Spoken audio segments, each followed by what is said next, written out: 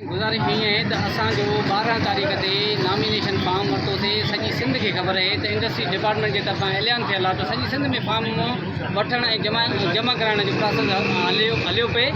असां जॾहिं वरितोसीं त सॼी दुनिया खे ख़बर आहे, सॼे ज़िले खे ख़बर आहे, सॼे ज़िले जे यूनिटनि खे ख़बर आहे।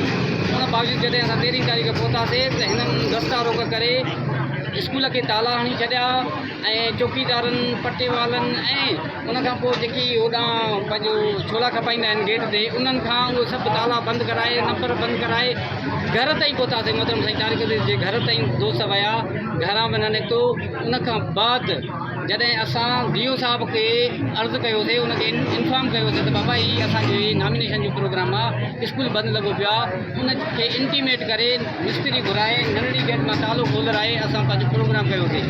उनखां बाद में साईं तारिक मूं सां ॻाल्हायो, साईं अब्दुल मजीद सां ॻाल्हायो, साईं मुमताज़ गोपाल सां ॻाल्हायो ऐं उहो मामिलो उते दरगुज़र कयो। अब ठीकु आहे, मूंखे ख़बर न हुई, ख़ैरु आहे, अब ख़ैरु आहे त ख़ैरु आहे। उनखां पोइ बाद में ॿिए ॾींहं ते साईं वारनि छा कयो, असांजे ज़िले ऑफिस ते ओवरटेक करे ताला भञी उते वञी प्रेस कॉन्फ्रेंस करे असांखे दहशतगर्द करार ॾिनई, चोर चई, लोफर चई। हीअ त कोई तरीक़ो कोन्हे।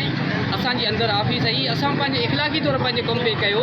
हिन जी उते सिटीअ जी ऑफिस लॻा, तालके जी ऑफिस लॻा, हेडमास्टर जी ऑफिस लॻा। असांखे त पोइ एतिरा कोन्हे, असां त करे कोन कयोसीं।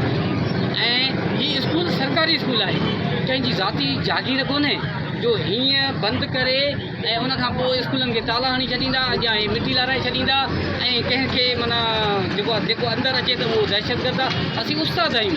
असां अॼु DO सां बि ॻाल्हायोसीं, जॾहिं DO साहिब जे अंदरि ऑफिस आहे। DO खे जॾहिं असां फ़ोन कईसीं, मूंखे चईंदी मां खोलायां थो।